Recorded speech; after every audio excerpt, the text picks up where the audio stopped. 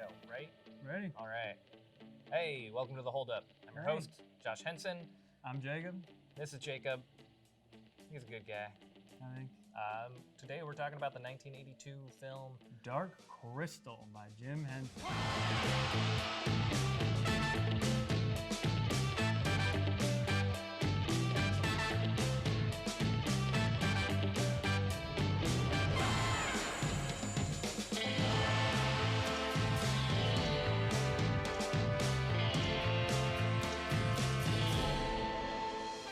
Long time coming for this one. I loved this movie as a child. Oh, Like, yeah. You have no idea. What's your nostalgic remembrance? Like, what's your take on it? Okay, so I rented Labyrinth when I was a kid. Not and the same movie. I know, but that's why I'm fucking getting to the story. Okay. Interrupting me. Fuck Yeah. you. Anyway, I rented Labyrinth as a kid from the store, watched it, loved it, but couldn't remember the name of it. So I remember going back to the video store like a couple months later and renting Dark Crystal, thinking it was Labyrinth, and watching it and loving it even more to the Mhm. fact that I had my parents buy me a copy of it on VHS because I was such a huge fan. I watched it a lot when I was a kid.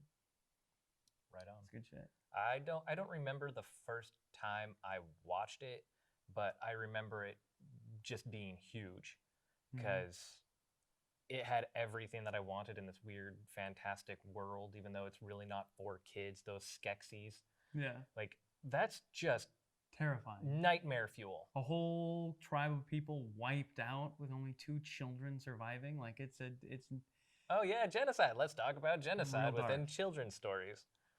80s, man. It was the 80s. You could I get away love with it. anything. It's like early 90s Nickelodeon. There's just an untapped market where you could just experiment with whatever the hell you wanted. Mm-hmm. All Oh. good stuff. Mid-90s. That'll do it. All right, well, we should get to the plot.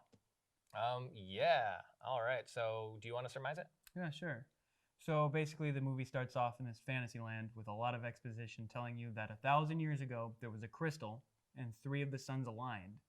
And it shattered the crystal, and while shattering it, the land around them died. And these 2 Split. tribes of people... The land split. The land split. And these 2 That's tribes of people arrived. The wizards, were they? The mystics. The mystics and the Skeksis. And the Skeksis were more powerful and evil, where the mystics were more good and not as powerful. Gentle. Very gentle. They were one with the earth. Yeah. And so the Skeksis went in and took over the crystal and its powers and the castle and basically ruled over the land with an iron fist, killing the Gelflings. Because of a prophecy that said in 1,000 years when the suns realigned, they would wipe and kill all the Skeksis, who were obsessed with living forever, so they would use the power of the crystal to keep them alive while Mhm. also drinking the youth essence of the slave creatures around them. And so the master mystic dies, and then they send this one Gelfling on this journey to get the crystal shard and return it, and it's just the whole journey of getting there. It's a fantasy epic. It's a fantastic movie. Kind of. That's it in a nutshell. No, they definitely went for an epic. Oh, definitely. I'm going to say this. It didn't hold up for me. Like, I loved this movie as a kid, Yeah. but watching it from a storytelling perspective, they paid so much attention to creating the world. But they didn't create the journey. Well, they didn't create the characters. No. They had a setting, they had an event, but they really didn't flesh out the characters, No. which are like, if you're telling a story, the characters are going to be more important than the background. Yeah. That was my biggest problem. It was just a bunch of, oh, and then this happened, Yeah. and then this happened, and then this cool thing. I But think look at that all the was cool background. really bad for the beginning of the movie, Mm-hmm. but I thought there was a definite shift towards the end of the movie when they get to the castle. I thought there was more of a structured kind of flow to it than the beginning. Because the beginning, I agree with you. I thought it was gone. I was bored. Because it starts off and then you're introduced to the Gelfling and then his master dies and then he's on a journey. And the journey is like him walking 3 feet and then something happens and then meeting people and then getting attacked and then escaping, somehow ending up somewhere else, meeting someone again, getting attacked, somehow getting out of there, meeting, like, it was just a constant lot of That this was the needs to entire happen. movie. Jem is a passive hero. Yeah. That's a whole problem in storytelling and Definitely. cinema. if they're not making choices that have consequences, you don't have a real character. There was no consequence at all. I mean, everything that happened around him was basically circumstance. Even Kira?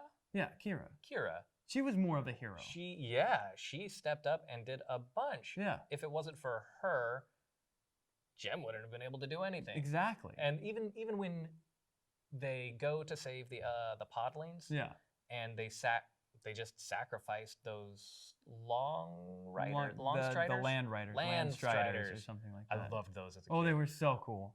But the people in the puppets running yeah, like you it's can just kind of awesome. see the puppetry. Oh yeah. But the design, oh my god, I Fantastic. still loved it. But that scene should have been huge where, yep, now you have to pay the consequences for this rash decision. But instead they just jump down and then and she randomly has wings? poof, yes, wings. It's And and then this happened. But guess what? No consequences. She has She's got wings. Why don't I have wings? Oh, because you're a boy. He goes, well, you didn't explain. We know nothing about your kind. Like, we know nothing about the, it was completely unexpected, just thrown out. Well, different genders. Mm-hmm. It's like, wings are the difference? Like, that's so strange. Yeah, I didn't see any genitalia when he was bathing in the rivers playing his flute. No, he was just naked, and there was nothing. But they're not going to show genitalia in a kid's movie. Oh. I would. I know you would. Let's talk about some of the symbolism, because I picked up on a lot of duality. Yeah. The good and Hegelian evil look. are still in the same. You've got the far good and the far evil that need to combine to become the middle. They're two sides of the same coin. Yeah. The Skeksis and the Mystics. It's when revealed one died, they're the actually other one died. they're the same. Yeah. So duality it feels like the central theme to me, because there's always two. Jem meets Kira, male and female, the Skeksis and the Mystics. Yeah, I thought their journey too was a very horrible and poor way of like growing up and becoming an adult. Yes. Because I think it's terribly done, but I think that was the main metaphor of his journey, because he talks about how being thrown out in the world, nothing is easy anymore and nothing makes sense anymore. Things are more complicated. He wishes he could go back to when he was taken care of and fed and had his family, and now he's out in this world all alone trying to figure it out by himself. Do you think this was Jim Henson or Frank Oz? No, I think it was Jim Henson, definitely.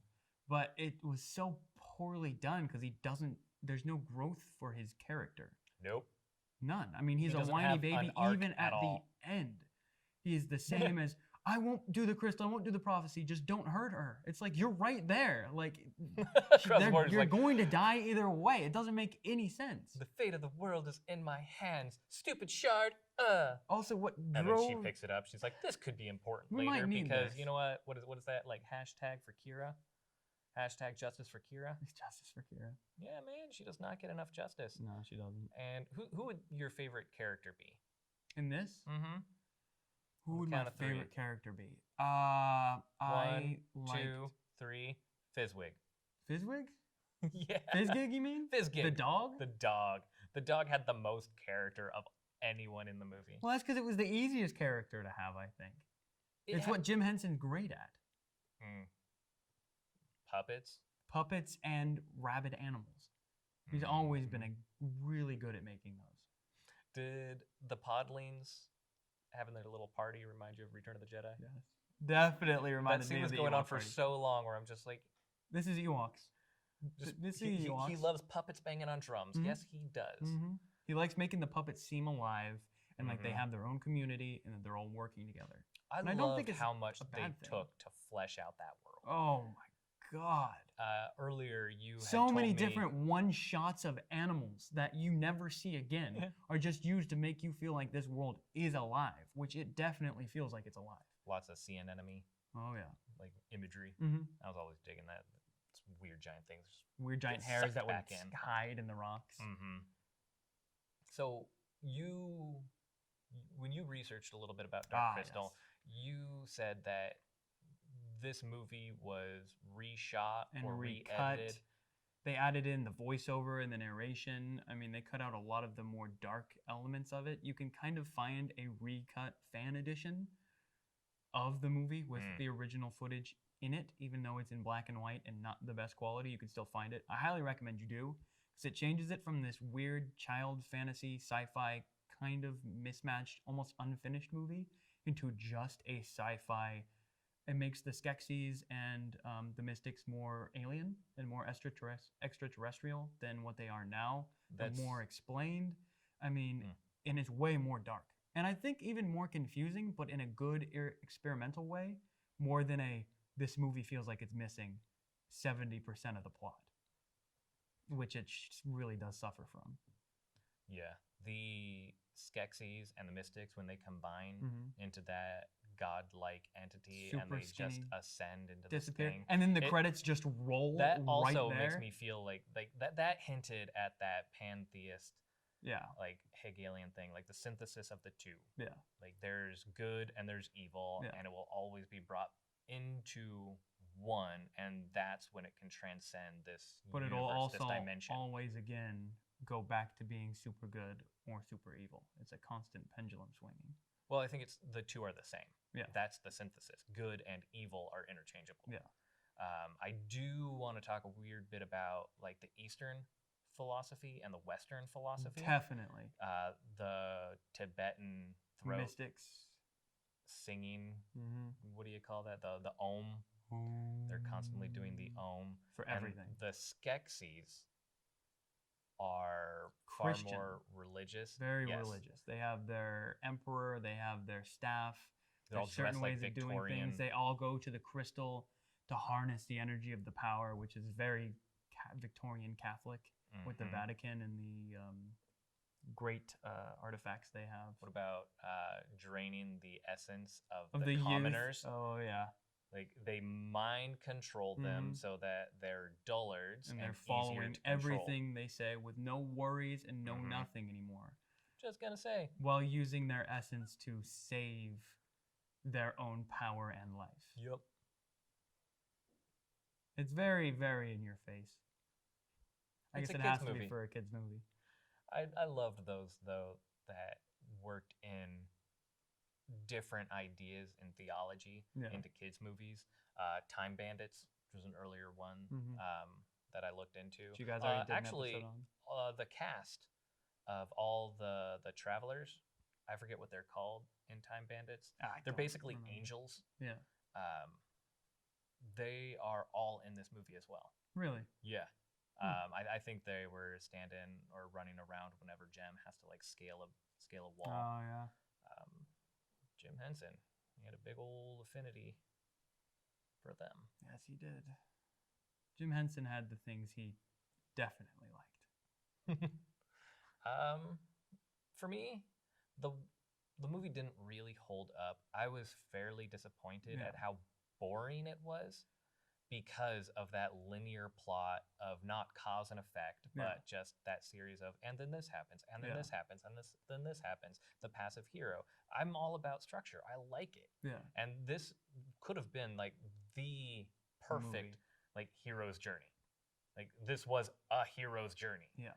And they didn't have any of the elements. So I wasn't invested in any of the characters. I wouldn't say it doesn't hold up. I would say there are a lot of elements that don't hold up, like the story, but I was never really uninterested watching the movie. Like I still wanted to see it come to fruition and I wanted to finish the movie. I was disappointed by the actual ending of it just abruptly ending, and then I got to thinking that might be a good thing for it because it's what could happen next. I'm excited for the prequel Netflix series. Oh, the Netflix series. I still need to watch it. I do believe they explore that, the Skeksis being more alien. Yeah. They like appear from another dimension. Hopefully or it's more. I don't know. What it was supposed to be. But I would mix. I mean, I don't think it's that bad enough to not hold up, but I don't think it holds up as well. This was a 1982 version of Michael Bay. All aesthetics, all amazing visuals, like it's just transporting you into this amazing thing. It's spectacle. It's spectacle over substance. Granted, there's a lot of theory and theology and just this weird symbolism wrapped into it that Michael Bay doesn't have or does. Right now, it's a little bit odd. They're like, oh, maybe he's just one of the greatest satirical filmmakers of this decade. Who the fuck knows? I don't know about that. Neither That's do a little I. far-fetched. But Jim Henson, this movie has very little going for it other than visuals. I think it was just the destruction in production when they had the vision and the movie done, and they told them no. If that were the redo it. case, we'd have a different movie. But Because we're working it with feels- this movie, Yeah. and this movie to me doesn't hold up. But Split, you say holds up? I'd say it still holds up. Okay, agree to disagree. But let us know what you guys think. All right, leave it in the comments. Tell us your weird theories on this incredibly weird but interesting movie. I just need to know. I care. You just need to know what They think. we all do. We're being inclusive. Yeah. Roll credits. Ba-da-da-da-da-da. Yes, we're gonna have the roll the credits. Work it out.